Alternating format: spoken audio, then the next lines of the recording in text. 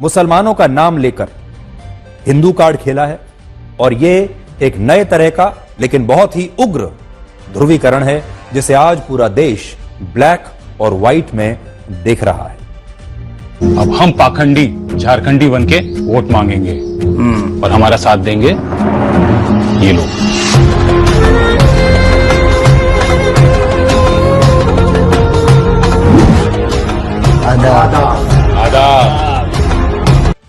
लोकसभा चुनावों में जब विपक्षी दल हिंदुओं को जातियों में बांटने की सोशल इंजीनियरिंग कर रहे थे और जब वो कामयाब भी हो गए, तभी हमने आपसे कहा था कि इस राजनीति के विरोध में बीजेपी हिंदुत्व के मुद्दे को अब और ज्यादा उग्र रूप से और ज्यादा ताकत से उठाएगी और अब वो ऐसा ही कर रही है।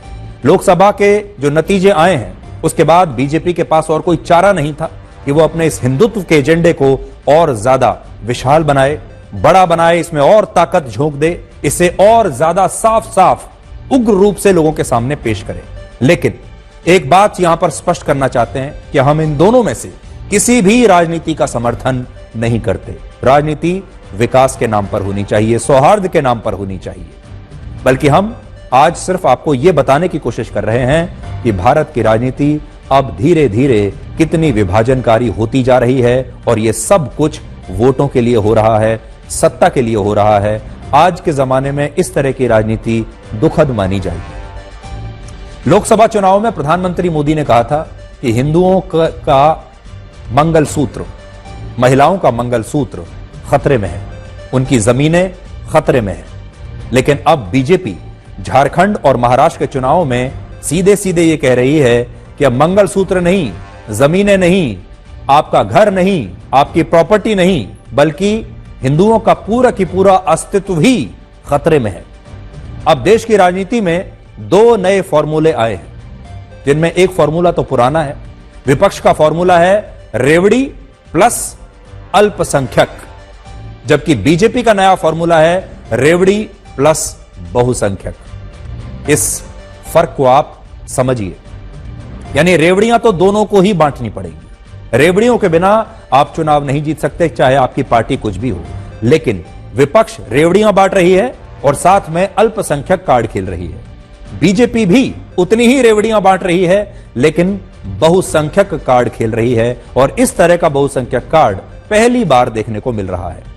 अब राजनीतिक पार्टियों को यह समझ में आ गया है कि वो सिर्फ मुफ्त की रेवड़ियों से चुनाव में नहीं जीत सकती और यही कारण है कि महाराष्ट्र में कांग्रेस ने महिलाओं को हर महीने 3,000 रुपए देने का वादा किया है और वो इसके साथ साथ अल्पसंख्यक कार्ड भी खेल रही है, जबकि बीजेपी ने हर महीने महिलाओं को 2,100 रुपए देने का वादा किया है और इन रेवड़ियों के साथ वो बहुसंख्यक कार्ड भी खेल रही है।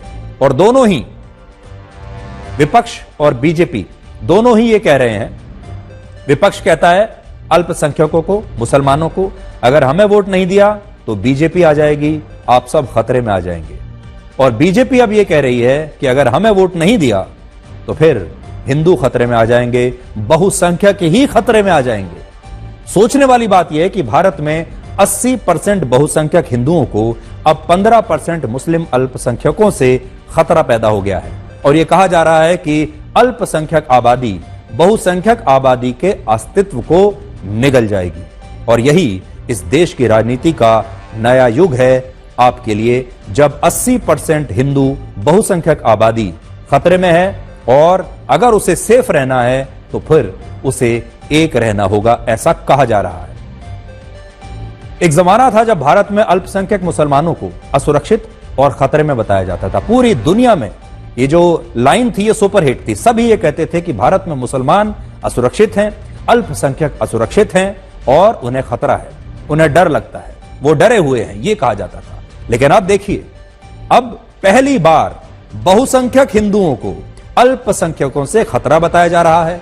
अब कहा जा रहा है कि अगर ये 80% बहुसंख्यक हिंदू एक नहीं हुए तो फिर ये सेफ नहीं रह पाएंगे और अगर ये बट गए तो ये कट जाएंगे। इसी देश में 80% आबादी कट जाएगी। और प्रधानमंत्री मोदी ने भी झारखंड की एक रैली में कहा है कि बटेंगे तो कटेंगे, लेकिन एक रहेंगे तो सेफ रहेंगे। आप मुझे बताइए साथियों, आप जातियों में टूटेंगे तो आदिवासियों की ताकत कम होगी कि नहीं होगी? जरा हाथ ऊपर करके ताकत से बताइए, कम होगी कि नहीं होगी? कम होगी कि नहीं होगी? कम होने देंगे? कम होने देंगे? और इसलिए मैं कहता हूं, एक रहेंगे तो सेफ रहेंगे। हमें ये हमेशा याद रखना है, एक रहेंगे तो सेफ रहेंगे।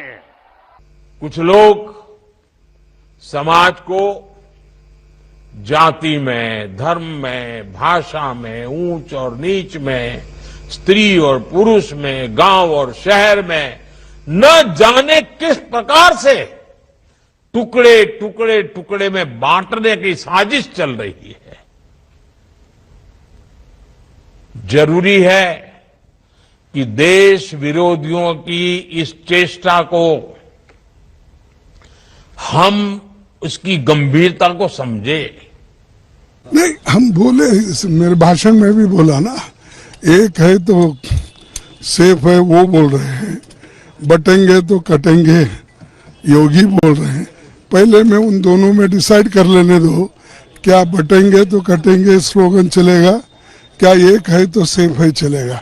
लेकिन हमने तो देश को सेफ रखा है, अब तक संभाल के रखा है, और इसको फोड़ने वाले लोग आए हैं, इसलिए ऐसा इस भाषा का प्रयोग कर रहे हैं। अगर वो भी जैसा कांग्रेस ने सबको लेके चला, अगर वो लेके चलते तो इस ढंग की बातें नहीं आती थी। उनकी मंशा ये है किसी न किसी हालत में यूनिटी को धक्का देना और यूनिटी को खत्म करके अपना ही सिर्फ दादागिरी चलाने की कोशिश कर रहे हैं। और आज ही प्रधानमंत्री ने यह कहा है कि हमारे देश में एक बहुत बड़ा षड्यंत्र इस समय रचा जा रहा है, जो कि हमारे समाज को जाति, धर्म और भाषा के नाम पर अलग अलग टुकड़ों में बांटना चाहता है। एक बहुत बड़ी साजिश हो रही है, षड्यंत्र हो रहा है कि हमारा समाज अलग अलग टुकड़ों में बंट जाए, और अगर इसे हराना है तो समाज को एक रहना होगा। चुनावों का गणित कहता है कि जिस राजनीतिक पार्टी और गठबंधन को 40% से ज्यादा वोट मिल जाए, उसका विधानसभा चुनाव में जीतना लगभग निश्चित हो जाता है। यानी किसी भी गठबंधन को या पार्टी को अगर विधानसभा चुनाव जीतना है तो कम से कम 40% वोट उसे मिलने चाहिए, और इसके लिए राजनीतिक पार्टियों ने हर राज्य में अपना 40% वोटों का एक अलग वोट बैंक बनाने की कोशिश की है। जैसे उत्तर प्रदेश में विपक्षी दल 20% मुसलमान, 10% यादवों की राजनीति करते हैं, जो मिलकर 30% हो जाते हैं। अब 30% का एक ब्लॉक ये ले लिया, और इसके बाद उन्हें सिर्फ बाकी के 10% वोटों के लिए जातियों की सोशल इंजीनियरिंग करनी होती है। यानी दो जातियों के दो धर्म, एक धर्म और एक जाति के आधार पर ही आपने इकट्ठा 30% वोट बैंक ले लिया, और उसके बाद आपको 10-12% वोट और जुगाड़ने हैं, जो कि बहुत मुश्किल बात नहीं है। बिहार में भी इसी तरह 40% वोटों को जोड़ा जाता है, और अब महाराष्ट्र और झारखंड में भी जो लक्ष्य है वो 40% का वोट बैंक है, और उसी के लिए सारी लड़ाई हो रही है। अब देखिए, महाराष्ट्र में 28% वोटर मराठा हिंदू समुदाय के हैं, 38% ओबीसी हैं, 11.8% दलित हैं, 11.5% मुसलमान हैं, और 9.4% आदिवासी हैं। इसी तरह झारखंड में 46 से 50% वोटर ओबीसी के हैं, 26% आदिवासी हैं, 14.5% मुसलमान हैं, और 12% दलित हैं। और इन दोनों राज्यों के इस ब्रेकअप से आप समझ सकते हैं कि बीजेपी और विपक्षी दलों की इन चुनावों को लेकर क्या रणनीति हो सकती है। सबसे पहले उन्हें यह देखना है कि कैसे पर 41, 42, 44, 45% तक जो भी चला जाएगा, जीत उसी की होगी। और इसके लिए बहुत जरूरी है कि 1, 2 या 3 जातियों को मिलाकर एक कंसोलिडेटेड वोट बैंक बनाया जाए, या 2 धर्मों को मिलाकर, एक धर्म या कुछ जातियों को मिलाकर एक पक्का 30-40% का वोट बैंक बनाया जाए। बीजेपी महाराष्ट्र के 80% और झारखंड के 68% बहुसंख्यक हिंदुओं को एकजुट करना चाहती है, और इसके लिए उसने इस बार एक बहुत बड़ा मुद्दा उठाया है, और वो मुद्दा यही है कि बटोगे तो कटोगे, एक रहोगे तो सेफ रहोगे। बीजेपी का आरोप है कि झारखंड में अल्पसंख्यक मुसलमानों की आबादी से आदिवासी हिंदुओं को खतरा है और अगर हिंदू एकजुट नहीं हुए तो उनका अस्तित्व भी खतरे में आ जाएगा। वर्ष 1951 में जब झारखंड बिहार राज्य का हिस्सा था, तब झारखंड के इस क्षेत्र में आदिवासी समुदाय की आबादी 35.38% थी, जो झारखंड बनने के बाद वर्ष 2011 में घटकर 26.2% रह गई। जबकि इसी समय अवधि में मुसलमानों की आबादी वर्ष 1951 में 8.9% से बढ़कर 2011 में 14.5% हो गई। यानी आदिवासियों की आबादी झारखंड में कम हो रही है और मुसलमानों की आबादी झारखंड में बढ़ रही है। बहुत सारे लोगों को लगता है कि झारखंड में यह सारा विवाद मुसलमानों की बढ़ती आबादी को लेकर है, जबकि हकीकत यह है कि इस विवाद का भारत और झारखंड के मुसलमानों से कोई ज्यादा लेना देना नहीं है। यह सारा विवाद उन मुसलमानों से जुड़ा है जो बांग्लादेश से घुसपैठ करके झारखंड के इस सबसे बड़े क्षेत्र में आकर बस गए हैं और इस क्षेत्र को संथाल परगना क्षेत्र कहा जाता है, जहां कुल 6 जिले हैं। कौन से 6 जिले हैं? इनमें है गोड्डा, देवघर, दुमका, जामताड़ा, साहिबगंज और पाकुड़। ये जिले हैं। ये वो 6 जिले हैं जहां वर्ष 1951 में आदिवासी समुदाय की आबादी 44% थी और वर्ष 2011 में यह घटकर 26% रह गई। जबकि मुसलमानों की आबादी इन्हीं जिलों में 1951 में 9% थी और 2011 में यह बढ़कर 23% हो गई। इससे यह पता चलता है कि संथाल परगना के इस क्षेत्र में आदिवासी समुदाय और मुसलमानों की आबादी अब लगभग बराबर है। अब वहां पर और ये आंकड़े भी वर्ष 2011 के हैं, यानी पुराने आंकड़े हैं और हो सकता है कि आज 13 वर्षों के बाद इस क्षेत्र में मुसलमानों की आबादी आदिवासियों से भी ज्यादा हो चुकी हो और इसीलिए कहा जा रहा है कि आदिवासियों का अस्तित्व खतरे में हो सकता है। झारखंड के क्षेत्र में मुसलमानों की आबादी उन लोगों से बढ़ी है जो बांग्लादेश से घुसपैठ करके यहां पर आकर बस गए हैं।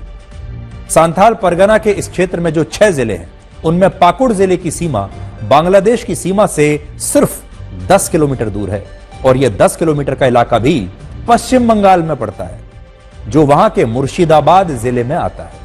मुर्शिदाबाद में मुसलमानों की आबादी 66% है, यानी वहां मुसलमान बहुसंख्यक हैं और वहां हिंदू अल्पसंख्यक हैं।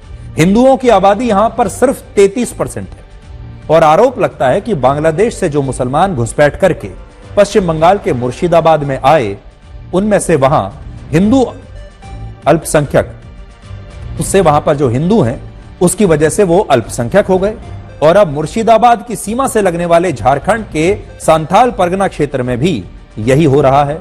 वहां आदिवासी समुदाय की आबादी 44 से घटकर 26% हो गई और मुसलमानों की आबादी 9% से बढ़कर 23% हो गई।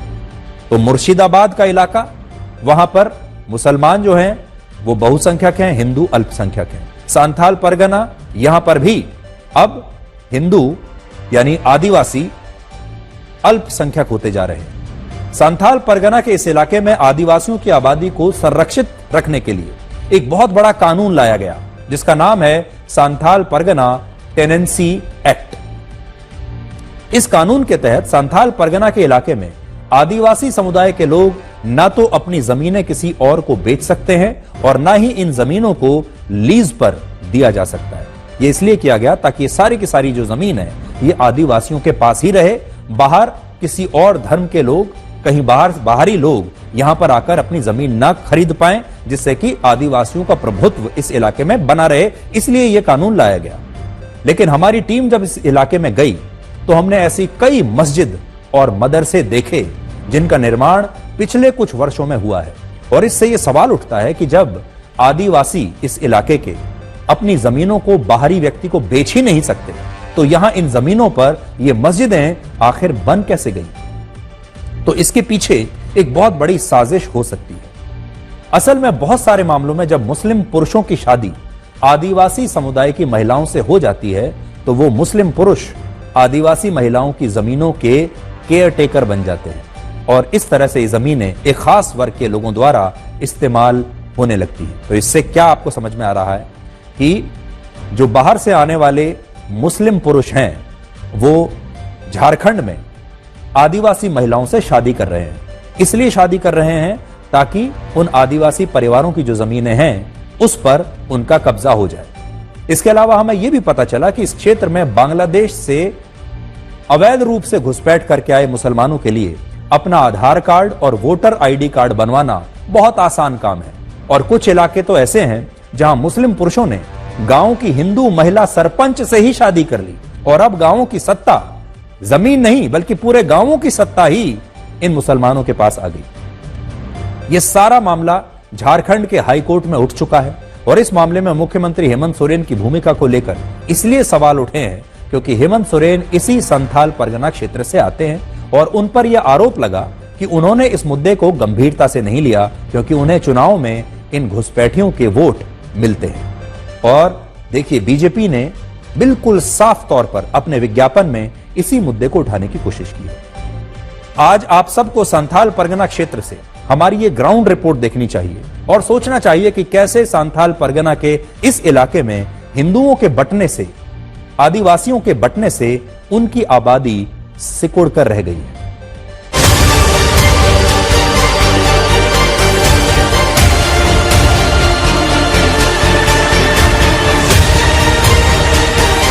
साहबगंज गंगा नदी के तट पे बसा हुआ है और भाग्यशाली है। इसको लाइफलाइन भी कहा जाता है इस क्षेत्र के लिए। लेकिन यही वरदान जो है बांग्लादेश के लिए भी, बांग्लादेश के इन्फिल्ट्रेटर्स के लिए भी ब्लेसिंग बनता जा रहा है। रिवर वे जो है, रिवराइन ट्रैक, अब जाकर घटकर हो गया है 26% के आसपास। बांग्लादेशी घुसपैठिए आदिवासी लड़कियों से शादी कर लेते हैं और इस तरह उन लड़कियों की आदिवासी पहचान, तौर तरीके और रहन सहन बदल जाता है। बिरसा मुंडा ने अगर अंग्रेजों के खिलाफ आदिवासियों के हक और हुकूक को लेकर उलगुलान का आह्वान किया था, तो संथाल परगना में हूल क्रांति का आह्वान और हूल क्रांति यही सिद्धो कान्हो ने किया था। अगर आप देखें तो दाहिने तरफ चांद भैरव की प्रतिमा है और इनका जो आदमकद मूर्ति यहाँ पे लगाया गया है याद दिलाता है कि किस तरह से आदिवासी अस्तित्व को बचाने के लिए ये लड़े थे। घुसपैठियों के लिए बांग्लादेश से पश्चिम बंगाल के रास्ते झारखंड आना ज्यादा कठिन नहीं है। यहाँ से जो आप देख रहे हैं गंगा जी, ये गंगा जो है सो बांग्लादेश बाय एयर 30 किलोमीटर लगभग पड़ता है यहाँ से।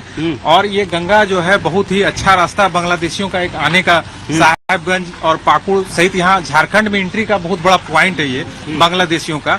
और यहाँ समय समय पर बातें उठती रही है, विभिन्न पार्टियां इस मामले को उठाती रही, खासकर बीजेपी भी उठाती रही है। अब झारखंड हाईकोर्ट के निर्देश पर अवैध रूप से रहने वाले घुसपैठियों की पहचान की जा रही है। ऐसे सभी ब्लॉक्स जो पश्चिम बंगाल से लगते हैं और जिन गांवों में पॉपुलेशन में वृद्धि काफ़ी तेजी से हुई है, उन गांवों में का यादृच्छिक रूप से चयन किया जाएगा। हमने ये प्लान बनाया है कि ऐसे सभी गांव जो बाउंड्री से लगते हैं, उन गांवों में जो टीम है वो उच्च स्तरीय जांच समिति एक बनाई गई है, हर गांव के लिए अलग बनाई गई है। हमारी ग्राउंड रिपोर्ट में पता चला कि एक पंचायत की मुखिया सुनीता टुडू है, लेकिन उनके पति का नाम समुशल अंसारी है। उनके पति और बच्चे मुस्लिम होने की वजह से अब उनके वंश की आदिवासी पहचान खत्म हो जाएगी। आपके घर में और कौन कौन है? अभी तो माँ बाप नहीं है, कोई नहीं, चाचा है, चाचा भाई भाई कोई भाई भी नहीं है, सिर्फ कोई नहीं। आप अकेले हैं? नहीं, 2 बहन थी। अच्छा, दूसरा का भी शादी हो गया? हाँ, उसका शादी हुआ, बाल बच्चा हो गया। इसके 2010 में शादी हुआ? हाँ, 2010 में। तब फिर यहाँ पे आपको ठीक लगता है? अभी तक तो ठीक लग रहा है। जैसे आप यहाँ इस परिवार में हैं, तो यहाँ का जो सिस्टम है उसको आप कैसे, मतलब उसको अडॉप्ट कर लिए, मतलब उसको आप आत्मसात किए? हाँ, कर लिए। कुछ सीखे यहाँ पे? हाँ, सीखे। किस तरह का बताइए? जैसे ये लोग आ रहे हैं तो कैसे सलाम करना है, उन लोगों के साथ कैसा व्यवहार करना है, कैसा रहना है, बड़ों को कैसे सेवा करना है। हर तरह का त्योहार मनता होगा ना यहाँ पे? हाँ, हाँ। तो आप लोगों का शादी कब हुआ था? बहुत पहले? हम लोग यहाँ बहुत पहले 7 में हुआ है। 2007 में? जी। अच्छा, तब से आप लोग मतलब पॉलिटिक्स में मैडम उसके बाद आई? न मैडम पारा टीचर थी उस समय। व्यक्तिगत सवाल ये है कि मतलब अरेंज मैरिज आप लोग किए कि फिर मतलब कैसे? अरेंज मैरिज नहीं है, उसको लव मैरिज ही कहा जाए। एक और मामले में झरना मरांडी ने अशरफ अली बेग से शादी की थी। झरना मरांडी पाकुड़ जिले की रतनपुर गांव की मुखिया हैं।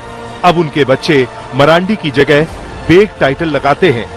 इस वक्त हम पाकुड़ के एक गांव में हैं और हमारे साथ हैं झरना मरांडी। झरना जी, आपने किससे शादी किया था 40 साल पहले? हस्बैंड का क्या नाम है आपका? अशरफुल शेख। अशरफ? अशरफुल शेख। अशरफुल शेख। अशरफुल शेख। तो कैसे, मतलब जान पहचान था या अच्छे लगते थे? कैसे शादी किया? जान पहचान से। जान पहचान था। तो अब आपके परिवार में कौन कौन है? अब कौन कौन है? अभी? हाँ, यहाँ का ना माई का बच्चा मेरा 4 लड़का है, 2 लड़की है। अच्छा। 2 बहू है। 2 बहू भी हैं जी। 40 साल आपके शादी के हो गए? जी सर। तो यहाँ आपने सब कुछ जो है यहीं के आप होके रह गए? जी। मुखिया कौन है, आप हैं या आपकी पत्नी? मेरे पत्नी है। पत्नी है जी। ये एक चीज बताइए कि जो कहा जा रहा है कि बांग्लादेश से घुसपैठिए आ रहे हैं, यहाँ के पूरे जो है डेमोग्राफी को बदल दे रहे हैं, यहाँ के लोगों से शादी कर ले रहे हैं, उनके जमीन को ले ले रहे हैं, ये सब आरोप में क्या है? ये सब सारा गलत है। काहे कि हम कोई ये चीज के लिए नहीं, हम शादी किए आज से 40 साल पहले। उस समय में कोई पद था? कोई बात नहीं था उस समय।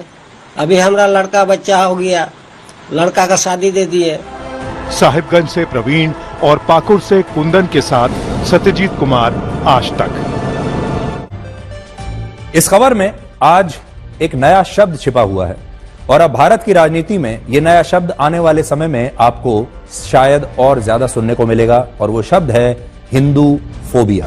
इससे पहले आपने इस्लामोफोबिया सुना होगा, लेकिन अब नया शब्द आ रहा है हिंदू फोबिया, क्योंकि दुनिया भर में इस समय हिंदू फोबिया का शिकार हो रहे हैं। हिंदू फोबिया का अर्थ होता है हिंदू धर्म के खिलाफ एक नकारात्मक धारणा पैदा करना और हिंदू धर्म के खिलाफ दुष्प्रचार करना।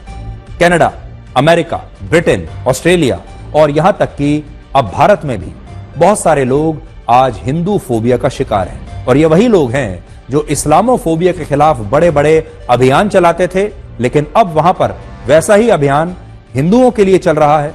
बांग्लादेश में भी आप देख सकते हैं वहां पर क्या स्थिति है। तो इसलिए अब एक नया शब्द आया है, वो है हिंदू फोबिया और दुनिया भर में जो हिंदू हैं वो अब ये शिकायत कर रहे हैं कि इस्लामोफोबिया की तरह अब वो हिंदू फोबिया के शिकार हो रहे हैं। अब हम आपको रेल के इंजन और बोगी के बीच दबकर मारे गए एक शंटमैन अमर कुमार की कहानी बताएंगे। अमर कुमार रेल इंजन की डीकपलिंग कर रहा था और इस दौरान बोगी और इंजन के बीच दबकर उसकी जान चली गई और अमर कुमार की ये जो तस्वीर है ये पूरे देश में वायरल हो रही है। पूरे देश में लोग इस पर अपनी प्रतिक्रिया लिख रहे हैं कि ये दुर्घटना आखिर कैसे हुई। आज हम आपको बताएंगे कि इस आधुनिक युग में भी भारत में मशीनों की बजाय इंसान अपनी जान पर खेलकर रेल इंजन की कपलिंग और डीकपलिंग क्यों करते हैं। लेकिन सबसे पहले आपको इस घटना के बारे में बताते हैं। यह घटना बिहार के बेगूसराय की है, जहां एक ट्रेन का इंजन हटाने के दौरान शंटमैन अमर कुमार की रेल के इंजन और बोगी के बीच दबने से मौत हो गई। अमर कुमार सिर्फ 35 वर्ष के थे और अगले महीने की 11 तारीख को उनकी शादी होने वाली थी, लेकिन इससे पहले ही एक दर्दनाक तरीके से उनकी मौत हो गई। भारतीय रेल ने अभी तक इस घटना की जो जांच की है उसके मुताबिक यह घटना लापरवाही के कारण हुई। ट्रेन के इंजन को बोगी से अलग करने के दौरान मोहम्मद सुलेमान नाम का जो शंटमैन इंजन के लोको पायलट को सिग्नल दे रहा था, उससे लापरवाही हुई और उसने गलत सिग्नल दे दिया और इसके गलत सिग्नल के कारण अमर कुमार की जान चली गई और इंजन का लोको पायलट भी मौके से फरार हो गया। हालांकि अमर कुमार के परिवार का आरोप है कि ट्रेन की डीकपलिंग के लिए 4 से 5 रेल कर्मियों की आवश्यकता होती है, लेकिन इस मामले में सिर्फ 2 रेल कर्मी ही इस काम को कर रहे थे।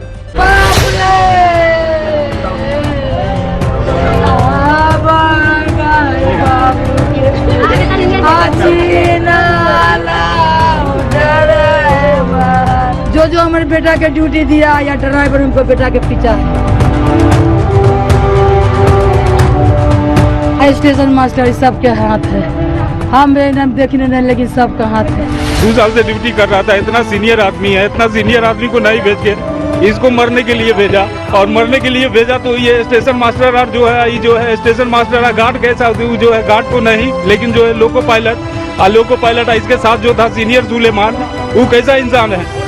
मतलब समझिए कि जो है किसी का बेमौत मारा गया है, इसका मौत नहीं हुआ है। ये मौत जो है सब जिम्मेदारी सरकार की होगी। बिना स्टाफ के काम कराया जाता है, 4 को स्टाफ के जरूरी रहता है, 1 स्टाफ में से काम कराया, ये भोरे भोरे घटना ये हो गया।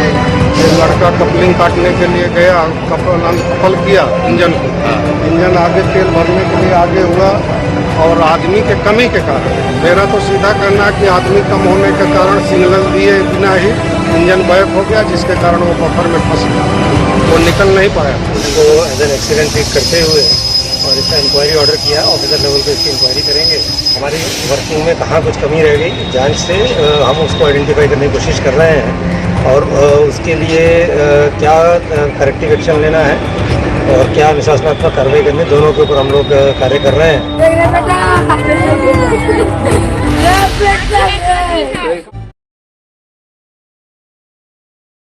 For our third example, we go way back to 312 BC to the opulence, wisdom and Bharat में कुल मिलाकर 23,000 ट्रेन हैं, जिनमें एक अनुमान के मुताबिक लगभग 10,000 ट्रेन में कपलिंग और डीकपलिंग का काम मैनुअली होता है, यानी इंसान इस काम को करते हैं। ये वो ट्रेन होती हैं जिनमें इंजन ट्रेन के सिर्फ एक तरफ लगा होता है, एक ओर पर इंजन लगा होता है। जिन ट्रेनों में इंजन दोनों ओर लगे होते हैं वहां कपलिंग की आवश्यकता नहीं होती, लेकिन जिन ट्रेन में सिर्फ एक इंजन लगा होता है उनमें कपलिंग आवश्यक होती है। इसमें ट्रेन का एक चक्कर पूरा होने के बाद उसके इंजन को बोगियों से अलग करके दूसरी तरफ लगाया जाता है, और बाद में दूसरा चक्कर पूरा होने के बाद इसी इंजन को खोलकर आगे की तरफ फिर से लगा दिया जाता है। यह प्रक्रिया वैसे तो काफी सुरक्षित मानी जाती है, लेकिन इसमें खतरा भी कई बार हो जाता है। बहुत सारे लोग आज ये पूछ रहे हैं कि दुनिया के बड़े बड़े देशों में रेलगाड़ियों में शंटिंग ऑटोमेटिकली होती है, मशीनों के जरिए होती है, वहां इंसान ये शंटिंग नहीं करते, तो फिर भारत में आज भी ये शंटिंग इंसानों द्वारा क्यों हो रही है?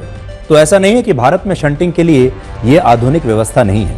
ब्रिटेन, फ्रांस, अमेरिका, चीन और रशिया जैसे देशों में ट्रेन्स के इंजन और बोगी को अलग करने के लिए जो टेक्नोलॉजी इस्तेमाल होती है वो टेक्नोलॉजी अब भारत में भी है। भारत में 13,500 ट्रेनें ऐसी हैं जिनमें दोनों तरफ इंजन है, और यही कारण है कि इन ट्रेनों के इंजन्स को डिटैच करके अलग नहीं करना पड़ता। लेकिन 10,000 यात्री और मालगाड़ियां आज भी हमारे देश में ऐसी हैं जिसमें इसी शंटिंग प्रक्रिया के तहत इंजन को बोगियों से अलग करना होता है, और इसके लिए रेलवे में शंटिंग पोर्टर्स की भर्तियां होती हैं, और इन नौकरियों के लिए लाखों युवा लाइन लगाकर खड़े होते हैं। तो हमारे देश में आज भी जो शंटिंग पोर्टर हैं, यानी जो इस शंटिंग को करते हैं, अपने हाथों से करते हैं, मैनुअली करते हैं, आज भी बाकायदा उनकी नौकरियां निकलती हैं। उनके लिए लोग, हमारे जो युवा हैं, वो लाइनों में लगते हैं, और ये आज भी एक नौकरी का एक बहुत अच्छा ऑप्शन माना जाता है भारतीय रेल में। वर्ष 2019 में शंटिंग पोर्टर समेत अलग अलग पदों के लिए 63,000 भर्तियां निकली थी, जिनके लिए 1,90,00,000 युवाओं ने आवेदन किया था। और इसका कारण यही है कि जब भी कोई युवा बतौर शंटिंग पोर्टर रेलवे में भर्ती होता है तो उसके ऑपरेटिंग विभाग में प्रमोट होने की संभावना काफी अच्छी होती है। और यही कारण है कि हमारे देश के युवा इतने जोखिम के बावजूद, जोखिम से ज्यादा प्रमोशन को ध्यान में रखकर, जोखिम से ज्यादा नौकरी को ध्यान में रखकर भारतीय रेल में शंटिंग पोर्टर बन जाते हैं। और अमर कुमार ने भी यही किया, और उसे अपने पिता के निधन के बाद रेलवे में यह नौकरी मिली थी। लेकिन इस घटना के बाद अब सवाल यही है कि भारत में शंटिंग की प्रक्रिया पूरी तरह से खत्म कब होगी?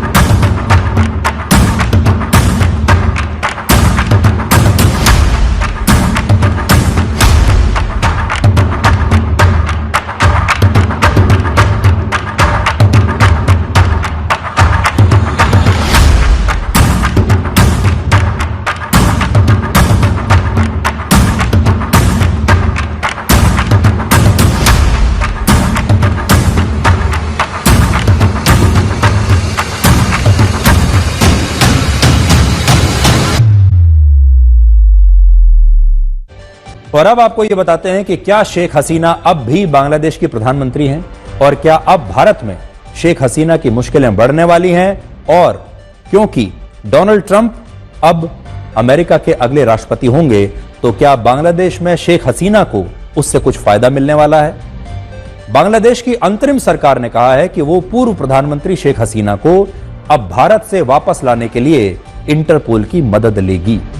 वो इंटरपोल को यह बताएगी कि बांग्लादेश की हिंसक घटनाओं में जिन 753 लोगों की मौत हुई है उसके लिए शेख हसीना जिम्मेदार हैं, और अब तक शेख हसीना के खिलाफ बांग्लादेश में नरसंहार की 60 से ज्यादा शिकायतें दर्ज हो चुकी हैं। अगर इंटरपोल बांग्लादेश के इस आग्रह को स्वीकार कर लेता है तो शेख हसीना के खिलाफ रेड कॉर्नर नोटिस जारी हो जाएगा, और इस नोटिस का मतलब यह है कि इंटरपोल का सदस्य देश होने के कारण भारत को शेख हसीना को हिरासत में लेकर इंटरपोल को पहले इसकी जानकारी देनी होगी, और इसके बाद बांग्लादेश इंटरपोल और अंतर्राष्ट्रीय अदालत में शेख हसीना के प्रत्यर्पण की मांग करेगा। यानी अब बांग्लादेश की सरकार चाहती है कि शेख हसीना का प्रत्यर्पण करके भारत से उन्हें वापस बांग्लादेश ले जाया जाए, उन पर मुकदमा चलाया जाए और उन्हें सजा दी जाए।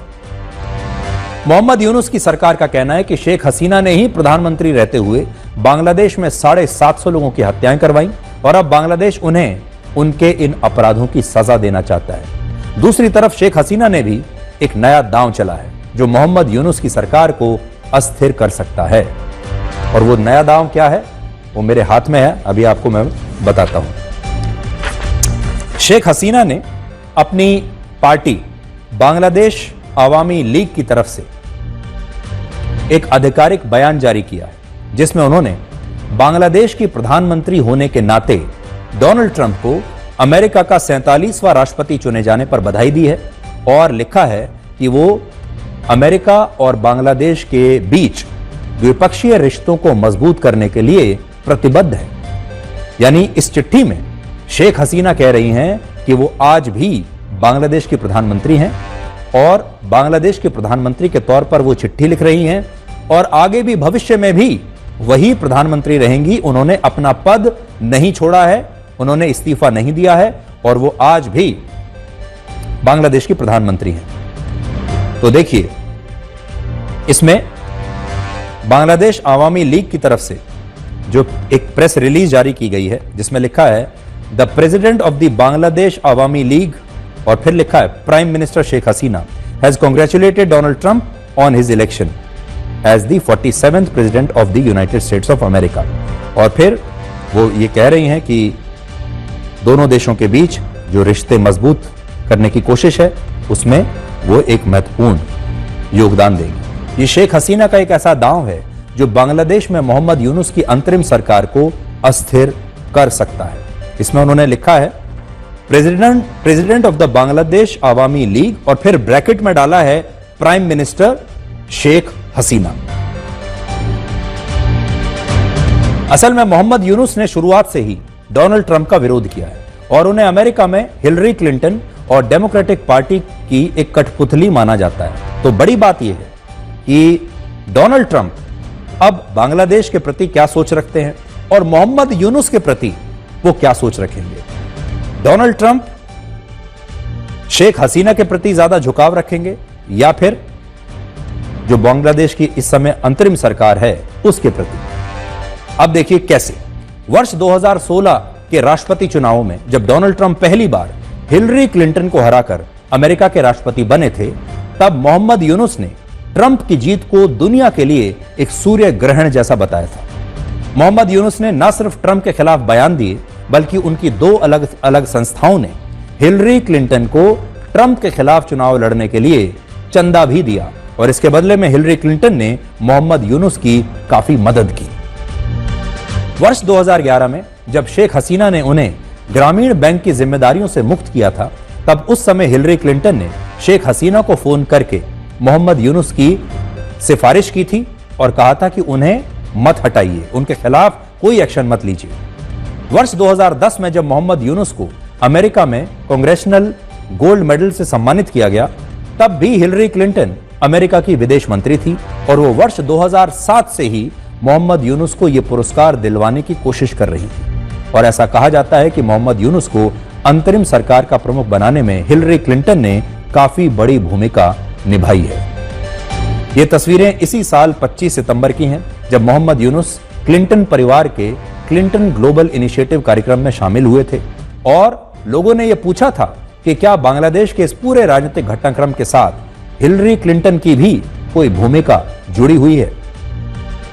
ये सारी बातें डोनाल्ड ट्रंप अच्छी तरह से जानते हैं और उन्हें यह भी पता है कि मोहम्मद यूनुस अमेरिका में उनके प्रतिद्वंदी डेमोक्रेटिक पार्टी की कठपुतली हैं और वो दुनिया के पहले ऐसे वैश्विक नेता हैं जिन्होंने बांग्लादेश में हिंदुओं के खिलाफ होने वाली हिंसा और अत्याचार का मुद्दा उठाया और यही कारण है कि अब एक तरफ शेख हसीना के खिलाफ इंटरपोल के रेड कॉर्नर नोटिस की चुनौती होगी और दूसरी तरफ मोहम्मद यूनुस के खिलाफ डोनाल्ड ट्रंप खड़े होंगे, जिनके विरोधियों के साथ मोहम्मद यूनुस की काफी अच्छी मित्रता है। अमेरिका में राष्ट्रपति चुनाव के नतीजे आने के बाद डोनाल्ड ट्रंप के अलावा अगर कोई सबसे ज्यादा खुश है, डोनाल्ड ट्रंप तो विजेता हैं ही, लेकिन उनके बाद अगर कोई सबसे बड़ा विजेता है तो वो हैं इलॉन मस्क। और इलॉन मस्क इन चुनावों के सबसे बड़े विजेता साबित हुए हैं। डोनाल्ड ट्रंप की जीत के बाद दुनिया के सबसे अमीर उद्योगपति इलॉन मस्क अब और ज्यादा अमीर हो गए हैं और उनकी कंपनी टेस्ला के शेयर्स की कीमत लगातार बढ़ती जा रही है। पिछले मंगलवार से लेकर अब तक टेस्ला कंपनी के शेयर्स में 28% की जबरदस्त वृद्धि हुई है, 28% एक हफ्ते में, जिससे पहली बार इलॉन मस्क की कुल संपत्ति 25,33,000 करोड़ रुपए की हो गई है, जो कि चुनावी नतीजों से पहले 22 लाख करोड़ रुपए की थी।